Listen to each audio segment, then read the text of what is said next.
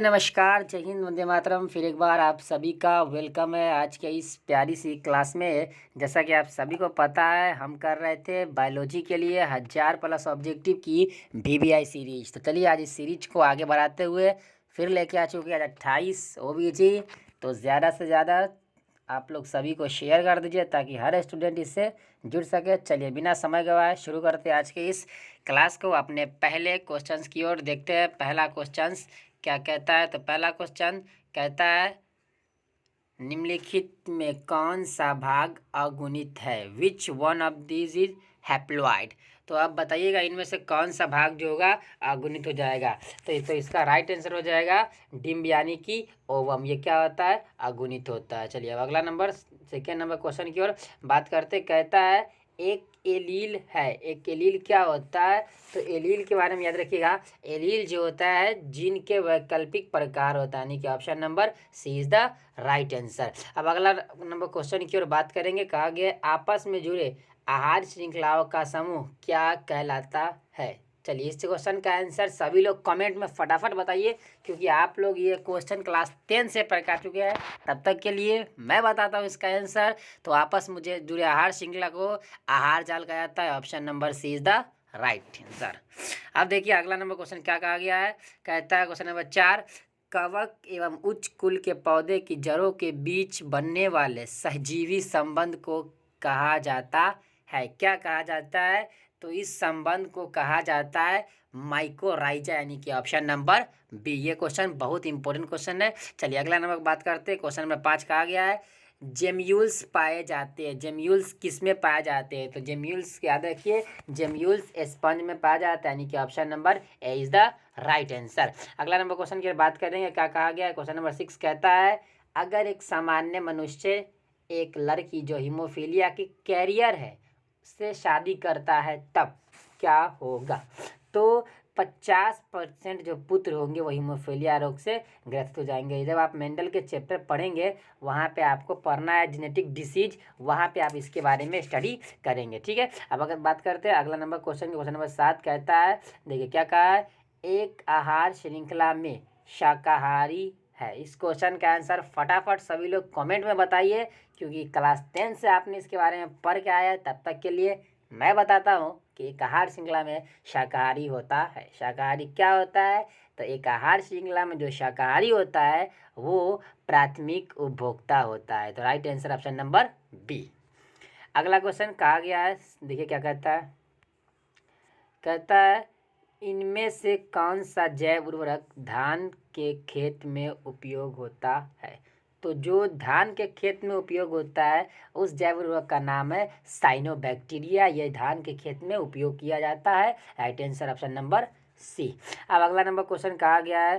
कहता है, इनमें से किस पौधे में क्लिस्टोगैमी पाया जाता है? तो क्लिस्टोगैमी किस पौधे में पाया जाता है? तो क्लिस्टोगैमी कॉर्मेलिना पौधे में पाया जाता है, यानी कि option number C is the right answer. अब बात करते हैं क्वेश्चन नंबर 10 क्यों। क्या कहता है, डीएनए का वह भाग जो अपना स्थान बदलता रहता है उसे क्या कहा जाता है? तो डीएनए के उस भाग को कहते हैं ट्रांसपोजन्स, यानी कि ऑप्शन नंबर बी।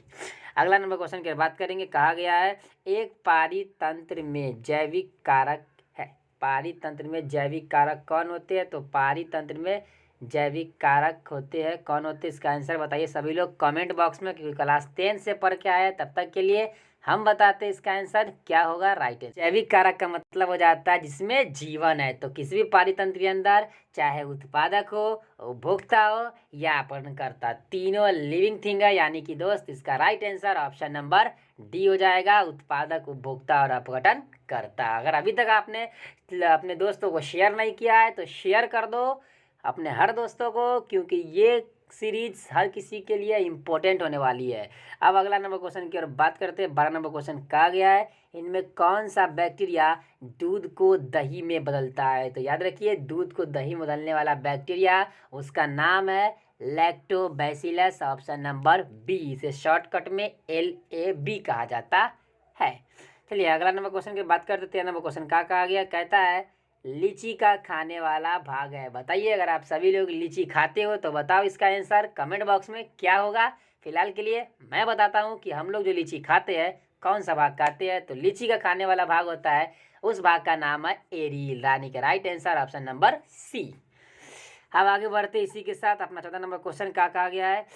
64 कोडोन में से कितने एमिनो अम्ल के लिए कोड होते हैं? जब आप चैप्टर नंबर 6 पढ़िएगा वहाँ पे आपको मिलेगा कि 64 कोडोन में एमिनो अम्ल के लिए 61 कोड होते हैं, ऑप्शन नंबर सी की ओर। आगे बढ़े 15 नंबर क्वेश्चन, पारितंत्र के अंदर ऊर्जा का प्रवाह एक जीव से दूसरे जीव में किस रूप में होता है? तो जो पारितंत्र में ऊर्जा का प्रवाह जो होता है एक जीव से दूसरे जीव में होता है, वह किस रूप में होता है? तो वह होता है रासायनिक पदार्थ के रूप में होता है, प्रकाश के रूप में नहीं होता है, क्योंकि देखो प्रकाश डायरेक्टली नहीं जा सकते, जाने के लिए उसको मीडियम चाहिए होगा, तो इसलिए रासायनिक पदार्थ ऑप्शन यहाँ पे सही हो जाता है। ठीक है, अब अगला बात करते हैं 16 नंबर क्वेश्चन की ओर।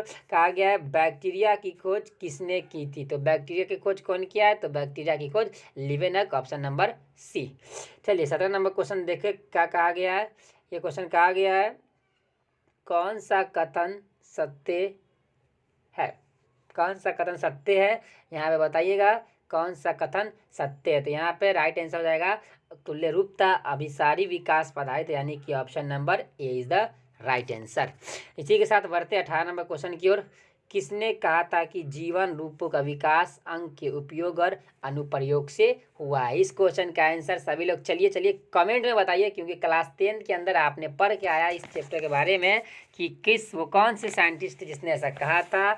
तो ये जो साइंटिस्ट है जिसने कहा कि जीवन रूपों का विकास अंग के उपयोग और अनुप्रयोग से हुआ था, वो साइंटिस्ट थे लामार्क, जिसने जिराफ का एग्जाम्पल दिया था। ठीक है दोस्त, चलिए 19 नंबर क्वेश्चन की ओर बात करेंगे। थॉमस माल्थस के कार्य है। थॉमस माल्थस के कार्य क्या थे? तो थॉमस माल्थस के कार्य पॉपुलेशन के ऊपर था, यानी कि option number A is the right answer. बड़ी तेजी के साथ हम बढ़ते हैं 20 नंबर क्वेश्चन की ओर। कहा गया है शकरकंद तथा आलू विकास के आधार पर किसके उदाहरण है? तो शकरकंद तथा आलू जो है विकास के आधार पर, याद रखिएगा, तुल्य रूप यानी कि एनालॉगस का एग्जाम्पल है, ऑप्शन नंबर बी। अगला कहा गया है एस.एल. मिलर थे। एस.एल. मिलर थे कहाँ के साइंटिस्ट थे? तो एस.एल. मिलर जो थे वो एक अमेरिकन साइंटिस्ट थे, ऑप्शन नंबर सी। अगला नंबर क्वेश्चन कहा गया है प्राकृतिक चुनाव सिद्धांत किसने दिया था? चलिए इस क्वेश्चन का आंसर कमेंट बॉक्स में बताइए, कौन दिया था प्राकृतिक चुनाव का सिद्धांत? तब तक के लिए मैं बताता हूँ कि सिद्धांत कौन दिया था। तो यह सिद्धांत देने वाले साइंटिस्ट जिनका नाम था चार्ल्स रॉबर्ट डार्विन, यानी कि option number B is the right answer. अगला नंबर क्वेश्चन कहा गया है, क्या कहता है? देखिए क्वेश्चन कहता है समजात संरचना वे होते हैं जिनके डैश हो। क्या हो जाएगा? तो शारीरिक संरचना समान होती है, लेकिन उसकी जो क्रियाकलाप होती है वो अलग अलग होती है, यानी कि option number A is the right. अब देखते हैं 24 नंबर क्वेश्चन की ओर। 24 नंबर क्वेश्चन क्या कहेगा? निम्नलिखित में कौन ह्यूमोरल प्रतिरक्षा के लिए जिम्मेदार है? तो जो ह्यूमोरल प्रतिरक्षा के लिए जिम्मेदार है वो होता है B lymphocyte, option number B. अब 25 नंबर क्वेश्चन कहा गया है कोकीन प्राप्त होता है। तो बताइएगा कोकीन किससे प्राप्त होता है? तो कोकीन जिस पौधे से प्राप्त होता है उसका नाम है erythroxylon coca, option number D. 26 number question क्या कहा गया? सुनिए, कहता है अफीम के अत्यधिक प्रयोग से होता है। तो अफीम के अत्यधिक प्रयोग से क्या होता है? शरीर के वजन में कमी होती है, भोजन में अरुचि होती है, बांझपन होता है, यानी कि option number D is the right answer. चलिए 27 नंबर क्वेश्चन की बात कर रहे हैं। कहा गया सक्रिय प्रतिरक्षा की खोज किसने की थी? तो जो सक्रिय प्रतिरक्षा की खोज की थी उस साइंटिस्ट का नाम है इनमें से कोई नहीं, यानी कि ऑप्शन नंबर डी। अब चलिए आज का इस लास्ट क्वेश्चन की बात करते हैं। क्वेश्चन कहा गया है दवा कितने प्रकार की होती है? तो दवा जो होती है जनरली 2 प्रकार की होती है। इसी के साथ आज हमने अपना 28 ऑब्जेक्टिव कंप्लीट किया।